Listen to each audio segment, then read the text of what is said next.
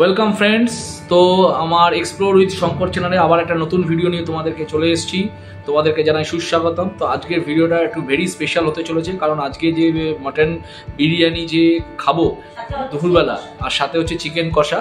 তো বেসিক্যালি যে প্রিপারেশনটা তোমাদেরকে দেখাবো সেটা হচ্ছে মাটন বিরিয়ানি আমি নিজে বাড়িতে তৈরি করব, আর সাথে মিসেস হেল্প করবে, ও বানাবে হচ্ছে চিকেন কষা আর আমি বানাবো হচ্ছে মাটন বিরিয়ানি। তো মাটন বিরিয়ানি বানাবার পুরো রেসিপিটা আজকে আমি তোমাদের সাথে তুলে ধরবো। আমি একটা অন্য ভিডিওতে বলেছিলাম যে এই ভিডিওতে আমি পুরো রেসিপিটা দেখাবো, তো তোমরা ভিডিওটা স্কিপ না করে দেখতে থাকো। আর অবশ্যই ভিডিওটা শেষে তোমরা আমাদেরকে কমেন্ট করে জানাবে যে ভিডিওটা কেমন লাগলো, এবং আমি তো রিভিউ দেবই খাওয়া দাওয়ার পরে, আর সাথে কিন্তু তোমরাও আমাকে জানাবে, এবং বাড়িতেও তোমরা এই পদ্ধতিতে রান্না করে দেখো যে কিরকম হয়েছে না হয়েছে। তো চলো দেরি না করে শুরু করা যাক মাটন বিরিয়ানি রেসিপি, আজকে স্পেশাল ডিশ। বন্ধুরা, বিরিয়ানি করার জন্য প্রথমেই যেটা করব সেটা হচ্ছে পেঁয়াজগুলোকে বেরেস্তা করার জন্য সুন্দর করে কেটে নেব। তো এইখানে যে পেঁয়াজগুলো আমি কাটছি তোমরা দেখতেই পাচ্ছ, এটা কিন্তু একদম মিহি করে না, এই যে এইরকম স্লাইস স্লাইস করে হবে, যাতে তোমার এখানে কি বলবো বেরেস্তাটা করতে সুবিধা হয়।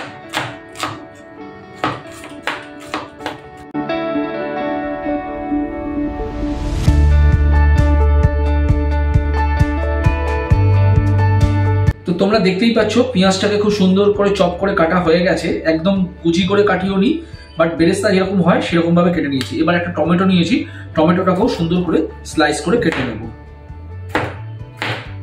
তো বন্ধুরা এখন দেখো, এবার মেন কাজ যেটা সেটা হচ্ছে মাটনের প্রিপারেশন। তার জন্য যেটা করব, এখানে আগে থেকে আদা রসুন পেস্ট আমি করে রেখেছি, তো দিয়ে দেবো হচ্ছে পরিমাণ মতো আদা রসুনের পেস্ট।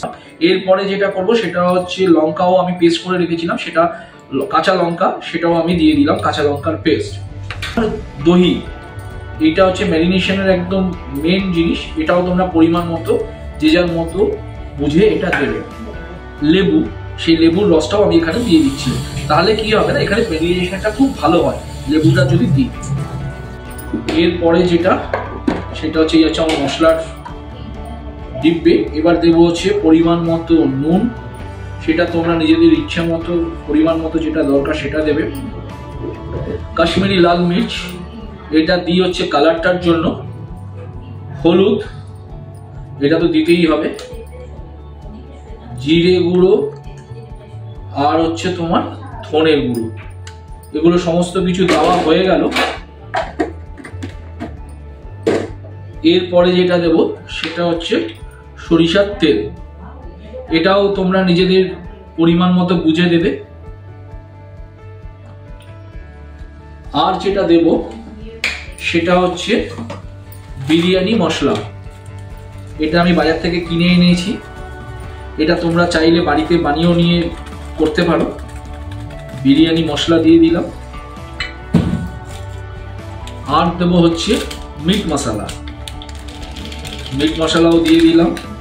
দিয়ে এবার এটাকে কি করব, খুব সুন্দর করে ম্যারিনেশন করবো। আর পিসগুলো তোমরা দেখতেই পাচ্ছ, আজকে আমরা খালি দুজনে খাবো তাই দুজনের মতোই করেছি। এখানে মাটনের পরিমাণ যদি তোমরা বলো সেটা আছে হচ্ছে ওই 450 থেকে 500 গ্রাম। তো পিসগুলো আমরা একটু বড়ই রেখেছি, কারণ হচ্ছে আমরা একটুখানি মানে বিরিয়ানির ক্ষেত্রে মাটন বা চিকেন যাই বলো না কেন সেগুলো একটু বড় খেতেই ভালোবাসে। তো চলো আমরা ম্যারিনেশন করে নিচ্ছি, ম্যারিনেশন করার পরে তারপরে কি করছি সেটা তোমাদের সাথে শেয়ার করছি। তো বন্ধুরা তোমরা দেখতেই পাচ্ছ আমার ম্যারিনেশন পুরো কমপ্লিট হয়ে গেছে। এখন আমি এটাকে আধা ঘন্টার জন্য রেখে দেবো, তারপরে প্রেসারে দিয়ে এটাকে কুকিং করব। তো বন্ধুরা দেখো, এখানে গ্যাসের মধ্যে তোমার ননস্টিক কড়াইটা বসিয়ে দিয়েছি আর তেল দিয়ে দিয়েছি। তেল দেওয়াটা তোমাদের দেখায়নি, তেলটা যেই গরম হয়ে গেছে এখন কেটে রাখা বিরিয়ানির আলুগুলো আমি এর মধ্যে দিয়ে দেবো। এখানে সুন্দর করে আমি আলুগুলোকে দেখো ভেজে নেবো। এটাকে তুমি গ্যাসের ফ্লেমটাকে ফুল রাখতে পারো, তাতে কোনো অসুবিধা নেই।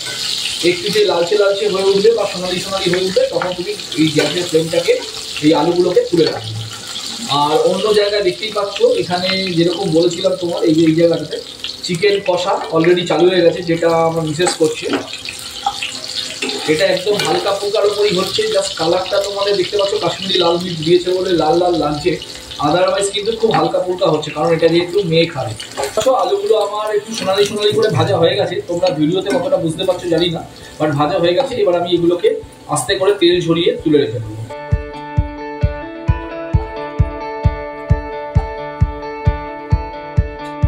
এইবারে এই গরম তেলের মধ্যেই পেঁয়াজটাকে ভেজে নেব।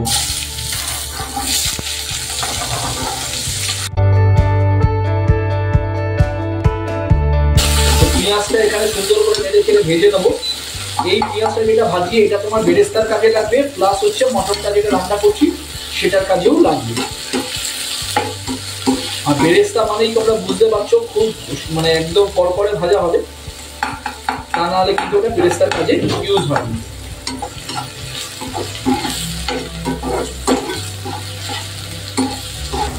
তো বন্ধুরা তোমরা দেখতে পাচ্ছ বেরেস্তাটা তো আমার একদম হয়ে গেছে, ভাজা হয়ে গেছে, একটু কালো কালোই হয় বেরেস্তাটা, তার মানে হচ্ছে আমার ভাজাটা কমপ্লিট হয়ে গেছে। তো আমি এখন এটাকে গ্যাসটাকে অফ করে দেবো, দিয়ে এটাকে আমি আলাদা করে তুলে রেখে দেবো। বন্ধুরা এখন দেখো এখানে নিয়ে নিয়েছি হচ্ছে প্রেসার কুকার, আর ম্যারিনেশন করে রেখেছিলাম যে মটনটা সেটাও দেখিয়ে দিই। এখন ম্যারিনেশন করা মটনটা এই প্রেসার কুকারের মধ্যে দিয়ে দেবো, দিয়ে এটা প্রেসার কুকারে যেরকম তোমাদেরকে বলেছিলাম এটা প্রেসার কুকারে এটাকে ভালো করে অন্তত, কারণ ওই যে পিসগুলো তোমরা দেখতেই পাচ্ছ প্রায় 200 গ্রাম এক একটা পিসের ওয়েট, তাই এটাকে অ্যাটলিস্ট 5টা থেকে 6টা সিটি দেবো। সিটি দিয়ে তারপরে কি করব, এটাকে আবার কড়াইতে ভালো করে সাঁতলে নেব। তো বন্ধুরা তোমরা দেখতেই পাচ্ছ এখানে জলটা দিয়ে ম্যারিনেশন করা মাটনটা আমি নিয়ে নিয়েছি হচ্ছে প্রেসারে।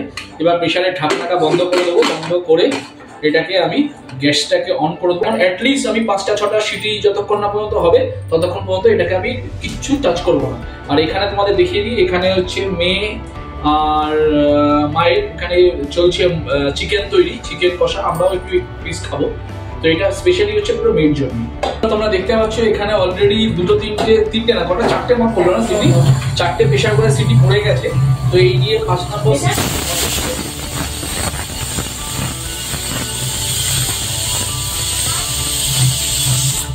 বলতে বলতে তোমরা পেয়ে গেলে আবার এটা 5 নম্বর সিটি পড়ে গেল। তো এখানে আরেকটা সিটি দেবো, যেহেতু মাটনের পিসগুলো অনেক বড়।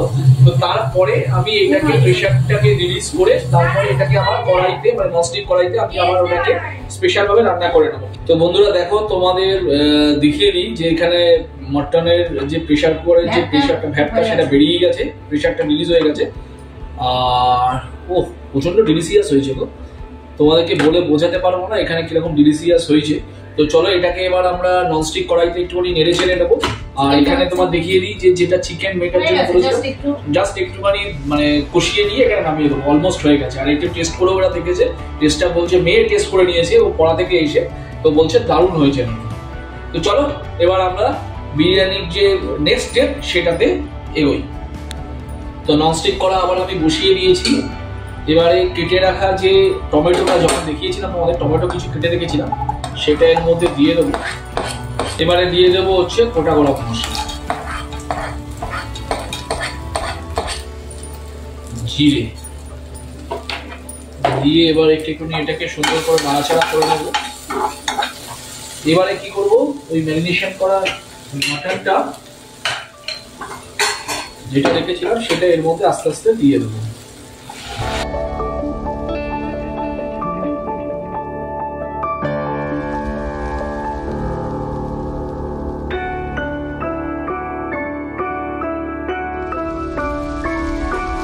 এবার এটাকে সুন্দর করে নাড়াচাড়া করে নেবো।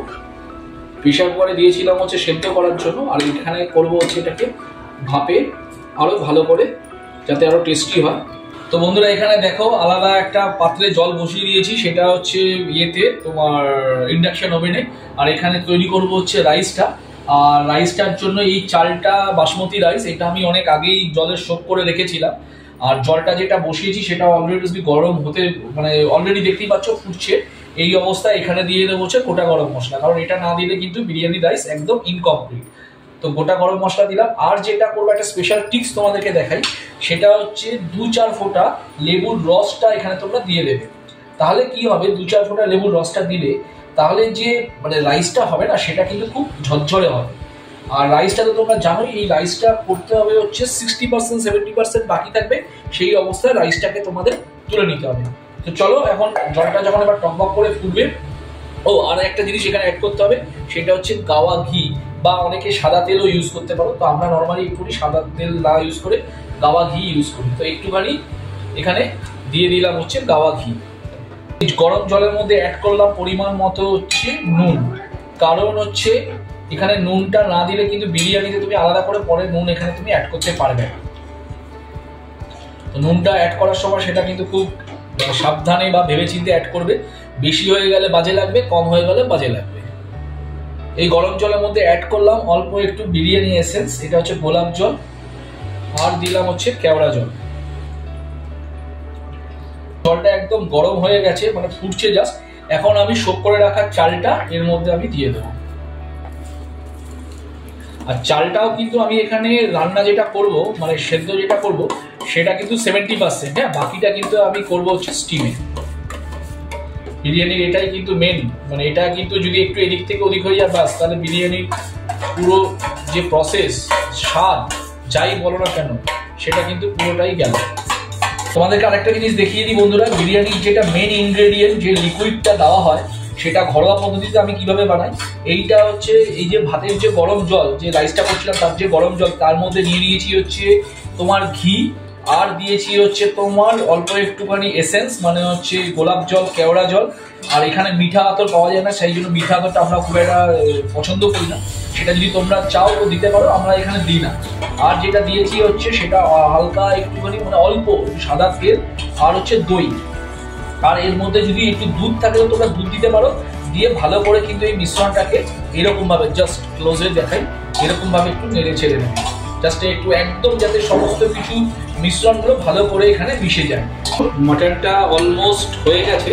যে আমি ননস্টিক কড়াইতে আবার আলাদা করে যেটা করছিলাম, সেতলে নেওয়ার জন্য নিয়েছিলাম, তো সেটা অলমোস্ট হয়ে গেছে। এখন আমি মটনগুলোকে তুলে রাখবো।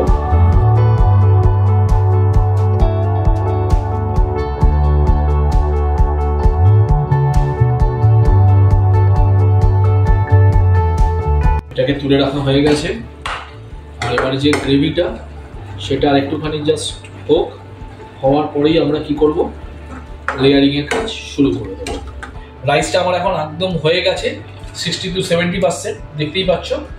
আমি এখন এটাকে অফ করে দেবো, দিয়ে ফ্যানটাকে ছড়িয়ে নেবো।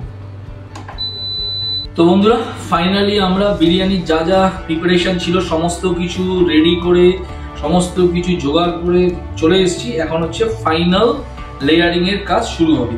তো যে গ্রেভিটা তোমাদেরকে দেখিয়েছিলাম, আমি একটুখানি অল্প একটু গ্রেভি আমি তুলে রেখেছিলাম, আর বাকি যে গ্রেভিটা সেটা আমি এখানেই রাখছি। রেখে এর মধ্যে কি করব, এর মধ্যে যে লিকুইডটা আমি তৈরি করেছিলাম, এটাই হচ্ছে বলেছিলাম তোমাকে বিরিয়ানির মেন লিকুইড বা ইনগ্রেডিয়েন্ট। এটা আমি ঘরোয়া পদ্ধতিতে তৈরি করেছি। তো এইটা আমি প্রথমে একটুখানি কি করব, এর মধ্যে আমি একটুখানি জাস্ট ছড়িয়ে দেবো। এটা দিয়ে দিলাম। দিয়ে মাটন আর আলুর যে পিসগুলো আমি আলাদা করে তুলে রেখেছিলাম, সেটা একটা একটা করে আমি এখানে এর মধ্যে দিয়ে দেবো।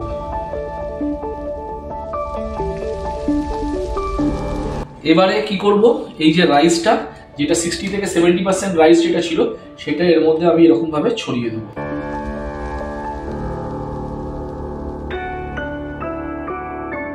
এই যে লিকুইডটা, সেটা আমি কি করব, এরকম ভাবে এর মধ্যে আমি ছড়িয়ে দেবো। উপর থেকে দিয়ে দেবো হচ্ছে বেরেস্তা, পেঁয়াজের বেরেস্তা, যেটা মাটনের গ্রেভিটা, বিরিয়ানির যে মশলাটা, সেটা উপর থেকে আমি জাস্ট হালকা করে এরকম ভাবে ছড়িয়ে দিলাম। এবারে আমরা কি করব, এটাকে জাস্ট সিম্পল ঢাকা দিয়ে দেবো। এইটা হচ্ছে ঢাকনা, এইটা আমরা এখানে ঢাকা দিয়ে দেবো। এখানে একটা দেখতে পাচ্ছ, মানে বাষ্পটা বেরোবার একটা ছোট্ট হোল আছে, সেই হোলটাকে আমি একটা রক্ষা দিয়ে সিল করে দেবো। দিয়ে বাস আমার কাজ কমপ্লিট। এইবার আমি এটাকে ভাপে বসিয়ে দেবো অ্যাটলিস্ট 20 থেকে 25 মিনিট। তোমরা দেখতে পাচ্ছ গ্যাসটা ধরিয়ে দিয়েছি। এবার এইটাকে জাস্ট আমি এর মধ্যে বসিয়ে দিলাম, and I will keep it for 20 থেকে 25 মিনিট জাস্ট। এটা রাইসটা যেহেতু কোয়ান্টিটি কম, তাই আমি 20 থেকে 25 মিনিট রাখবো। দিলেই 20 থেকে 25 মিনিট বাদে আমাদের বিরিয়ানি 100% কমপ্লিট হয়ে যাবে। তো চলো আবার খাওয়ার সময় তোমাদেরকে আমরা রিভিউটা দিচ্ছি। Let's go. তো বন্ধুরা, তোমরা দেখতেই পাচ্ছ বিরিয়ানি আমাদের একদম রেডি, আর এখন আমরা খেতে বসে গেছি। আর ও খাওয়াও শুরু করে দিয়েছে। খেয়ে তুমি বলো কিরকম, রিভিউটা দাও। কেন হয়েছে? ভালো হয়েছে? হ্যাঁ, তো আমার আর ওর বিরিয়ানি কিরকম হয়েছে? কাঁচা লঙ্কার সাথে ভালো হয়েছে তো, গ্রেট। তো বিরিয়ানি বানানোর পরে যদি খেয়ে সবাই বলে ভালো হয়েছে, তবেই সার্থক। তো চলো বন্ধুরা, ভিডিওটা আর বড় করছি না, এখানেই এন্ড করছি। আর ভিডিওটা যদি ভালো লেগে থাকে তাহলে প্লিজ লাইক, কমেন্ট, শেয়ার করো। আর ভিডিওটা তোমরা দেখতেই পেলে কিভাবে আমরা মাটন বিরিয়ানিটা বানালাম, পুরো প্রসেস, ঘরোয়া প্রসেস। আর এখানে একটুখানি ইয়েও করেছে, রায়তাও করে নিয়েছে। তো চলো আজকের মতো বিদায় জানাচ্ছি। তোমাদেরকে বলছি যদি ভিডিওটা ভালো লেগে থাকে তাহলে প্লিজ লাইক কমেন্ট শেয়ার অতি অবশ্যই করো, আর এক্সপ্লোর উইথ শঙ্কর চ্যানেলটাকে কি করে নেবে, সাবস্ক্রাইব করে নেবে। চলো বাই, টাটা।